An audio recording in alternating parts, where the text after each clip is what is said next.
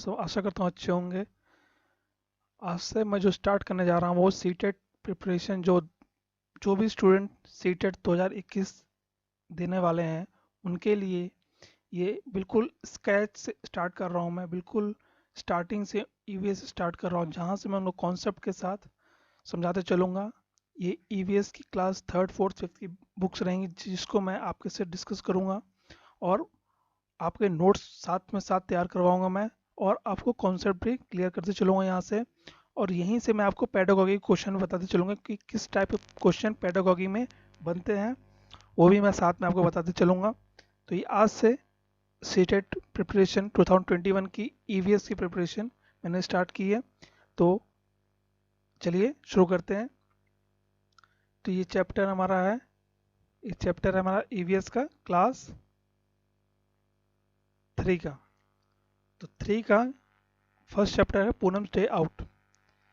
देखिए यहाँ मैं आपको पॉइंट टू पॉइंट डिस्कस करूंगा और मैं आपको समझाते चलूंगा। तो ये मैं चीज़ें नहीं पढ़ूंगा, जो ज़रूरी है मैं आपको वही चीज़ समझाऊंगा। जैसे Poonam fell asleep on the cot. Suddenly something fell on her face. Poonam woke up at once and touched her cheek. Oh no, whose mischief is this? Is it the crow or the pigeon? It seems it's the crow. वो सो रही थी, अचानक उसको लगा कि कोई पक्षी आई उसके आसपास। तो वो जब जागी देखा उसने कि ये कौवा है कि कबूतर है, तो उसे लगा ये कौवा है। अब सीटेट में क्वेश्चन किस टाइप का पूछता है, ऊपर यहाँ पे एक पिक्चर दिख रही होगी, पिक्चर में आपको पिजन, क्रो, चींटियाँ दिख रही होंगी।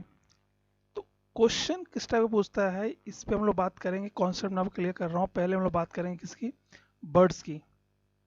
जो आपको यहाँ दिख रहा है पिजन, क्रो, तो क्या चीज़ है यहाँ पे। एनसीईआरटी में ये जो चीज़ दे रखी है, इससे सीटेट में क्वेश्चन कैसे बनते हैं इस पर मैं बात कर रहा हूँ। इस पे आपको कॉन्सेप्ट क्लियर होगा कि जो बर्ड्स होती हैं, पहली चीज़ कि जो बर्ड्स की आइज़ होती हैं, बर्ड्स की जो आइज़ होती हैं, जो उनका हेड होता है, जो हेड होता है उनके बोथ साइड होती हैं। बोथ साइड होती हैं होने का मतलब है कि जो उनकी आंखें होती हैं, जैसे हमारी आंखें हैं वो सामने होती हैं, वैसे उनकी आंखें कैसे होती हैं,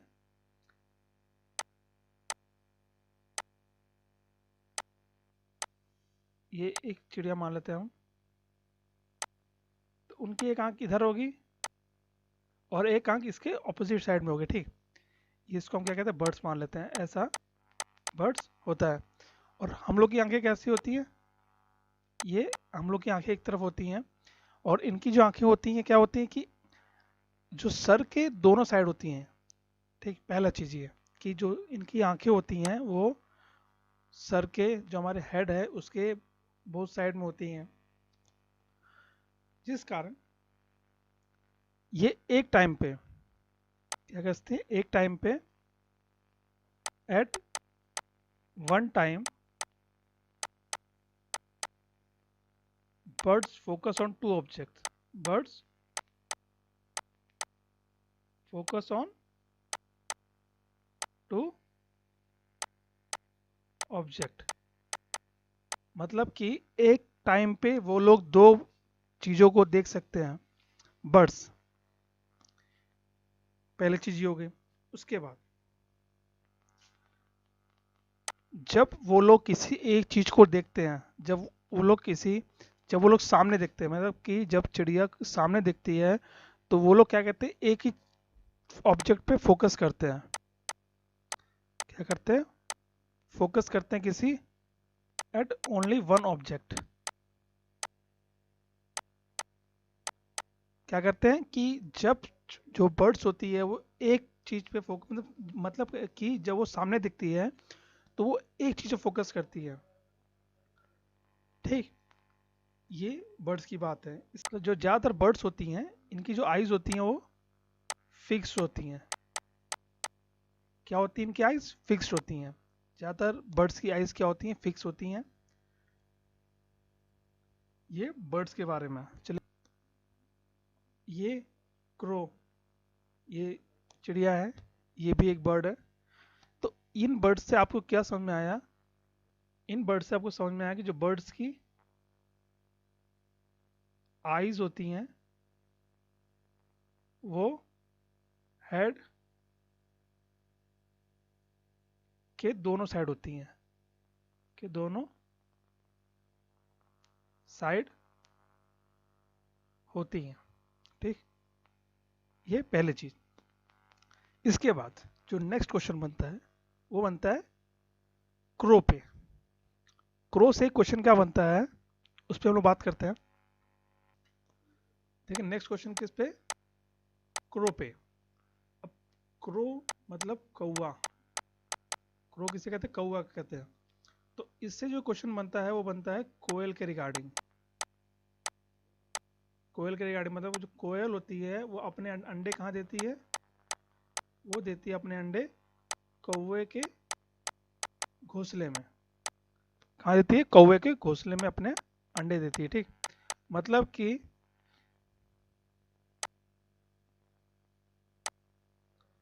कि कोयल का घोंसला नहीं बनाती। कोयल क्या है? अपना घोंसला नहीं बनाती। कोयल अपना घोंसला नहीं बनाती, वो अपने अंडे किस में देती है? कौवे के अंडे में कौवे के घोंसले में अपने अंडे देती है। और ये कौवे को पता नहीं चलता है क्योंकि लगभग दोनों के अंडे एक जैसे होते हैं। और कौवा अपने अंडों के साथ कोयल के अंडों को भी पालता है, और जब वो बड़े हो तो घोंसला छोड़ के चली जाती हैं। तो ये आपका बन सकता है सेकंड क्वेश्चन इससे, बर्ड से रिगार्डिंग में, कि कौवा कि कोयल अपने अंडे कहाँ देती है? तो वो देती है कौवे के घोंसले में। ठीक, अब आपको यहाँ पे और भी कुछ चीज़ें दिख रही हूँ, जैसे क्या दिख रहा है? मैं जूम करूँ थोड़ा सा।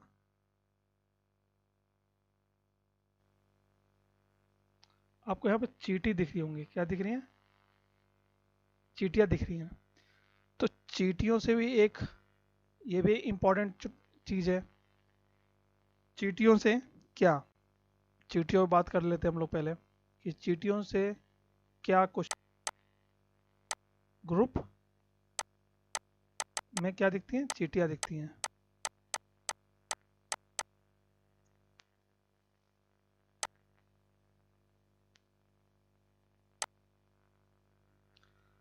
ग्रुप्स में क्या दिखती हैं? वो चींटियाँ दिखती हैं। और आपने देखा होगा चींटियाँ किस में चलती है? लाइन में चलती हैं। एक लाइन में चींटियाँ चलती रहती हैं। ये सबने देखा है। बट यहाँ से क्वेश्चन क्या बनता है? यहाँ से क्वेश्चन बनता है कि जो चींटियाँ होती हैं इनमें भी सभी के जो काम होते हैं, सभी के जो काम होते हैं वो बटे हुए होते हैं। ठीक, क्या कहने मतलब है कि जो चींटी होती है उनके जो काम होते हैं वो बटे हुए होते हैं। सब मतलब कि सभी चींटियाँ एक काम नहीं करती हैं, इनमें सबके अलग अलग काम होते हैं कि कौन चींटी क्या काम करेगी। जैसे इन चींटियों में एक होती है क्या? रानी चींटी। कौन सी चींटी होती है? रानी चींटी, जिसका काम क्या होता है? सिर्फ अंडे देना। इन चींटी का काम क्या होता है? सिर्फ अंडे देना और कुछ काम नहीं होता। ठीक, इसके बाद जो दूसरी चींटी होती है सिपाही चींटी। सिपाही चींटी मतलब सोल्जर एंड सोल्जर एंड जो होते हैं इनका काम क्या होता है? जो उनका बिल होता है, जहां पे वो लोग अपना बिल बनाते हैं, उसकी क्या होता है? उसकी प्रोटेक्शन करना। उसकी प्रोटेक्शन करना या रक्षा करना कह सकते हैं, कुछ भी। ये काम किसका होता है? सिपाही चींटी का। और तीसरी चींटियां उसमें होती हैं मजदूर चींटियां। तीसरी चींटियां कौन सी होती हैं? मजदूर चींटियां। इनका काम क्या होता है?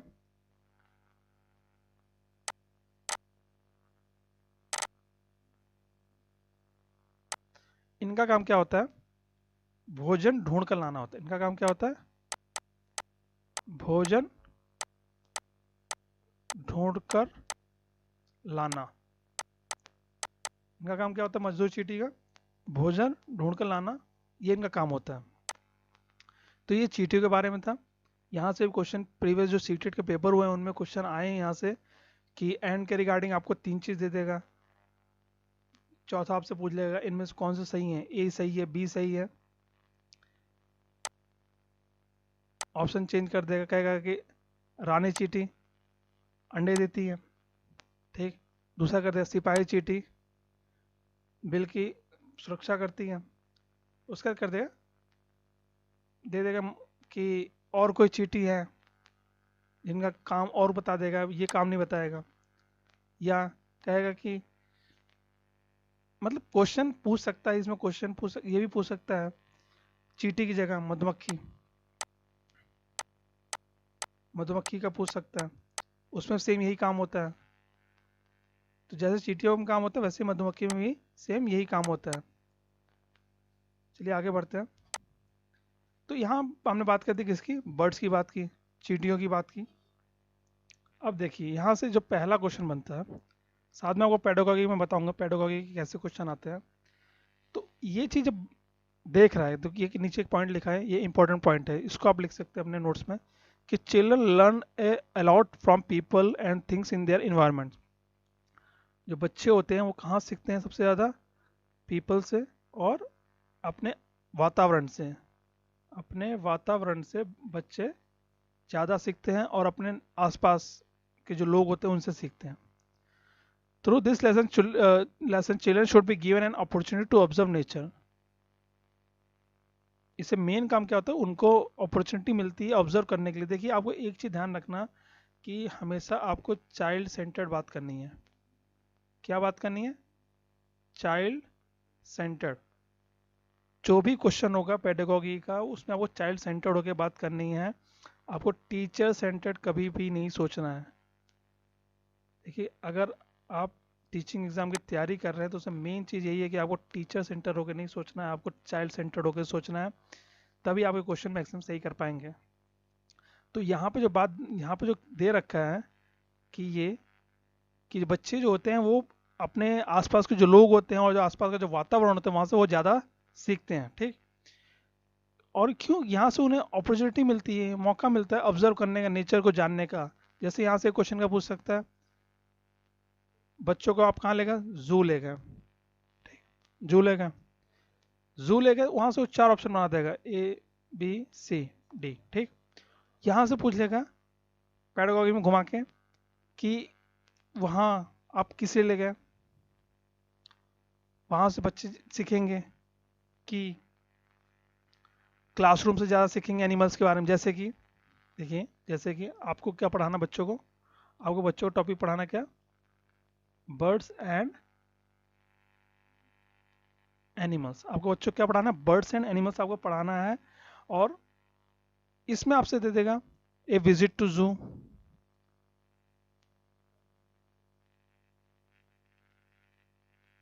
प्रोजेक्ट वर्क, प्रोजेक्ट वर्क क्या, क्लासरूम एक्टिविटी, और थर्ड ऑप्शन फोर्थ ऑप्शन कुछ भी बना देगा। तो देखिए बच्चा किसमें एक्टिव ज़्यादा है, आपको पेडागॉजी में ध्यान रखना है कि बच्चा एक्टिव किसमें सबसे ज़्यादा है।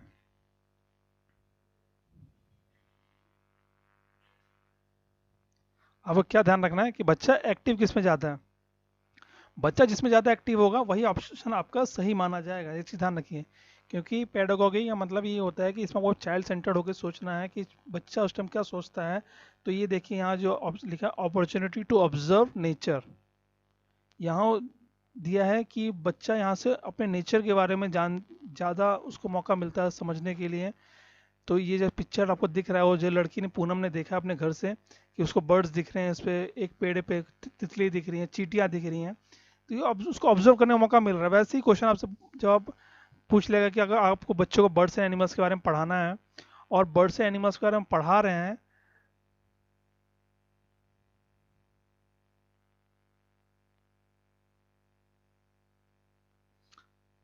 बर्ड्स एंड एनिमल्स के बारे में पढ़ा रहे हैं, तो उसके लिए कौन सी एक्टिविटी सबसे अच्छी होगी। प्रोजेक्ट वर्क को आप बच्चों को प्रोजेक्ट वर्क दे देंगे कि आप घर से बर्ड्स एनिमल्स के फोटो लगा के लाइए, या क्लास में कोई एक्टिविटी कराएंगे, या उनको जू लेके जाएंगे। तो कौन सी एक्टिविटी ज़्यादा सही होगी, जहाँ से बच्चा ज़्यादा सीखेगा। आपको ये चीज़ ध्यान रखना, बच्चा जहाँ से ज़्यादा सीखेगा वो ऑप्शन आपका करेक्ट माना जाएगा। ठीक, अब हम आगे बढ़ते हैं।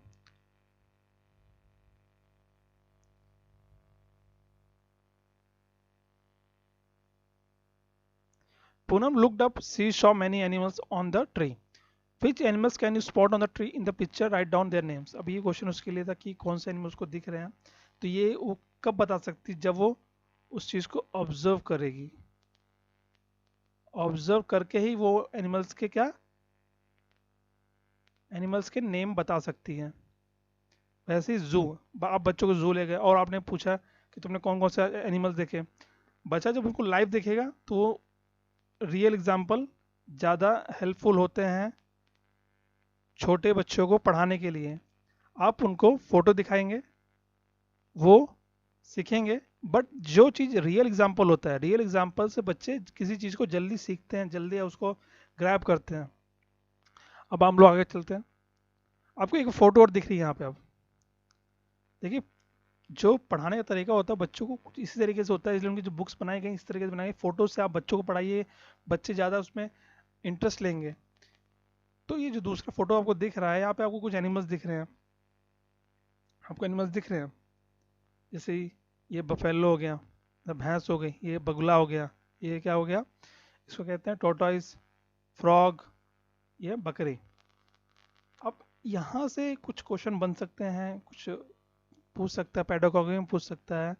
तो जो पहला हम लोग डिस्कस करेंगे वो हम लोग डिस्कस करेंगे किस पे, जानवर के बारे में। ठीक, हम लोग किसकी बात कर रहे थे, एनिमल्स की। अब किसकी बात कर रहे हैं, एनिमल्स की। तो देखिए, एनिमल्स की बात हम लोग करेंगे। पहली चीज कि एनिमल्स को दो कैटेगरी में बांटा गया। पहला, जो गिव बर्थ और ले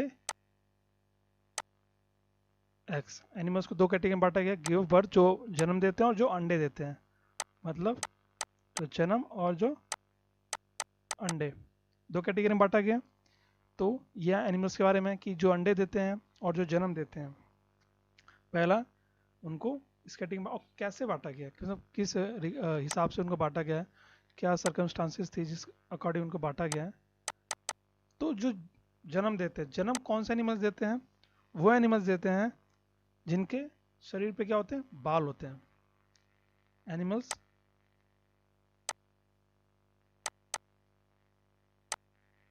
विथ ईयर और बाल, मतलब कि उनके कान होते हैं और क्या होते हैं, एनिमल्स विथ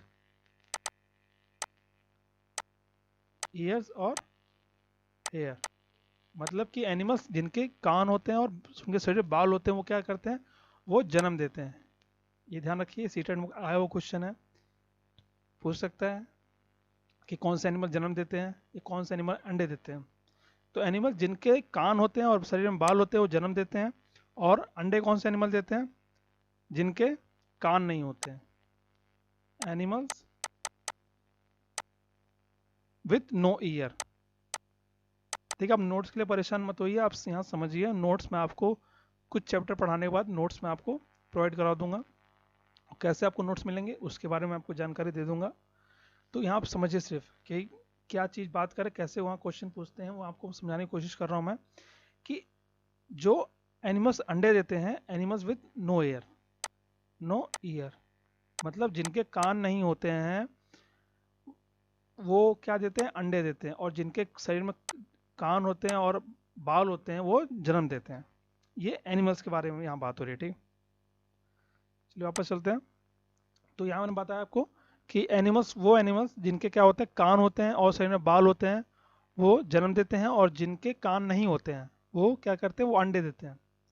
अब यहाँ पे आपको क्या दिख रहा है, फ्रॉग दिख रहा होगा। फ्रॉग क्या होता है, ये उभयचर होता है। उभयचर मतलब कि ये पानी पे भी रहता है और जमीन पर भी रहता है। ठीक, इसके बाद एक पॉइंट और यहाँ पर इंपॉर्टेंट पॉइंट है, ये सीटेट में कई बार पूछा हुआ है, बफेलो के रिगार्डिंग। इस पर हम लोग देख लेते बात। बफेलो, जिसे हम लोग क्या कहते हैं, भैंस, भैंस कहते हैं। तो भैंस से एक क्वेश्चन आता है कि भैंस और बगुला आपको उसके सर पे बैठा हुआ, मतलब उसके शरीर पे बैठा हुआ, यहाँ पर आपको क्या दिख बगुला दिख रहा है। तो बगुला और भैंस में क्या रिलेशन है? ये क्वेश्चन बहुत बार पूछा गया सीटेट में। क्या रिलेशन है, मतलब क्यों बगुला इसके यहाँ पे शरीर पे बैठता है?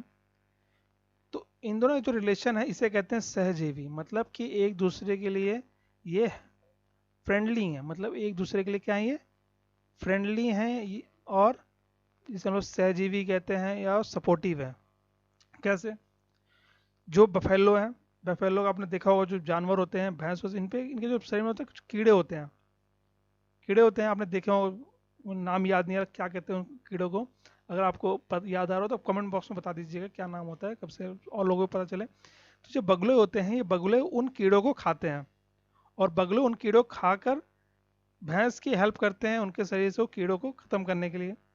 इसलिए जो बगुला होता है ये भैंस के लिए सहजीवी है, मतलब उसके लिए हेल्पफुल है, उसके जो कीड़ों को खाता है ये इन दोनों का एक रिलेशन है।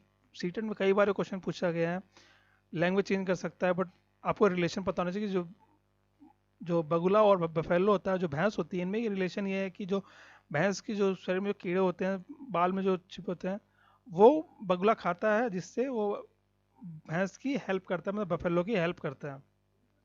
तो अब यहाँ हम आगे कुछ एक और देखिए कुछ क्वेश्चन है अब ये। In the book of world animals to use for insects, birds, reptiles and mammals, at this age children cannot classify animals into two different categories. अब देखिए एक चीज़ और ध्यान रखना कि इस एज में चिल्ड्रन कैन नॉट क्लासीफाई, मतलब वो क्या कहते हैं, जानवरों को क्लासीफाई नहीं कर पाता है। अगर आपको याद होगा, चीन पियाजे पियाजे का जो संगणता विकास उन्होंने 4 स्टेज बताई हैं। जो 4 स्टेज बताई है उसमें जो पहली स्टेज का सेंसरी मोटर, संवेदी गामक, जहाँ वो जन्म से 2 वर्ष तक होता है। उसके बाद आता है प्री ऑपरेशनल, पूर्व संक्रात्मक अवस्था, प्री ऑपरेशनल स्टेज, जिसे हम अर्ली चाइल्डहुड भी कहते हैं, जो 2 से 7 वर्ष की अवस्था होती है। ठीक, इसमें क्या होता है, बच्चा इस पहले इसमें आता है, इसमें क्या होता है, बच्चा को उतना कुछ पता नहीं होता है, छोटा होता है, और इस टाइम में वो स्कूल जाता भी नहीं है। एक क्लास थर्ड की अगर बुक है तो क्लास थर्ड में बच्चा लगभग 8 साल का होता है, आठ, मेरे से 8 या 9 साल का लड़का होता है। ये बच्चे होते हैं जो जिस टाइम वो पढ़ रहे होते हैं उस टाइम उनको क्या कहते हैं, एनिमल्स के डिफरेंट कैटेगरीज की नहीं पता होती, कि उनको एनिमल्स पता होते हैं कि एनिमल्स कौन कौन से, बट उनको ये नहीं पता होता कि वाटर एनिमल्स कौन से होते हैं, लैंड एनिमल्स कौन से होते हैं। ये उनको नहीं पता होता, कि वो डिफ्रेंशिएट नहीं कर पाते हैं, उनको सिर्फ एनिमल्स के बारे में पता होता है। तो यहाँ से क्या होता है, ट्राई टू फाइंड आउट, देखिए क्या लिखा, try to find out what children understand by the world animal, encourage children to collect more details. अब यहाँ से क्या क्वेश्चन पूछ सकता है कि आप बच्चों को इनकरेज करिए, क्या करिए, एनकरेज करिए कि वो कैसे इंकरेज कर सकते हैं, ग्रुप एक्टिविटी करा के, ग्रुप एक्टिविटी में कोई टास्क दे देंगे जिसमें एनिमल्स के बारे में वो डिफ्रेंशिएट करेंगे, उनको अलग अलग करेंगे, या क्लासरूम एक्टिविटी करा सकते हैं। क्लासरूम एक्टिविटी कराने में बोर्ड पे आपने कुछ एनिमल्स के नाम लिखे, वो आप बच्चों से पूछ सकते हैं, डिस्कस कर सकते हैं बच्चों से। तो ऐसे आप बच्चों को इंकरेज कर सकते हैं सीखने के लिए सब चीज़ों को। तो क्योंकि यहाँ लिखा है देखिए, different animals move in different ways to go from one place to another. Some animal walk, देखिए कुछ एनिमल चलते हैं, कुछ रेंगते हैं, कुछ उड़ते हैं, और कुछ तैरते हैं। तो यह बच्चों को कब सिखा सकते हैं, बच्चों को आप इसको सिखाने के लिए क्या कर सकते हैं, ग्रुप एक्टिविटी कर सकते हैं, ग्रुप एक्टिविटी कर सकते हैं, उसका प्रोजेक्ट, आप उनको प्रोजेक्ट दे सकते हैं कि आप एक फाइल, एक चार्ट तैयार कर जिसमें आप क्या कहते हैं, एनिमल्स, वो जो एनिमल्स चलते हैं उनकी फ़ोटो लगाइए, जो क्रॉल, जो रेंगते हैं उनकी फ़ोटो लगाइए, जो उड़ते हैं उनकी फ़ोटो लगाइए। ये आप क्या कहते हैं, ग्रुप एक्टिविटी दे सकते हैं। ये पेडागोगी के लिए बता रहा हूँ मैं आपको कि ग्रुप एक्टिविटी हो गया, ये आप क्लासरूम एक्टिविटी करा सकते हैं, या जो मैंने आपको जू वाला बताया था वो भी बता सकते हैं, जहाँ से आप बच्चों को समझा, रियल लाइफ एग्जांपल दे सकते हैं कि जैसे बच्चे जल्दी सीखें।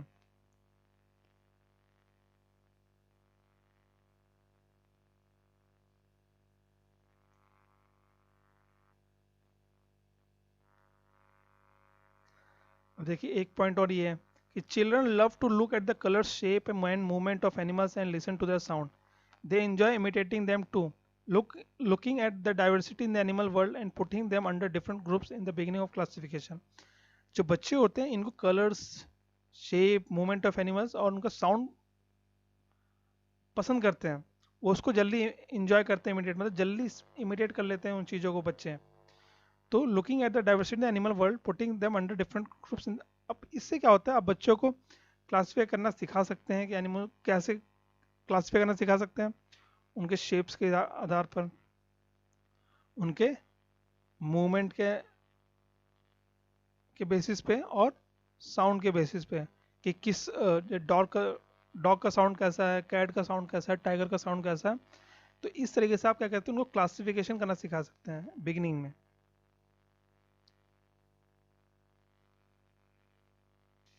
तो यही सब कुछ जानकारी थी, कुछ डिस्कस किया मैंने आपसे. ये फर्स्ट चैप्टर है क्लास थर्ड की ईवीएस का, जो मैंने आपको डिस्कस किया. अगर आपको ये अच्छा लगा हो तो प्लीज़ मेरे लाइक करिए.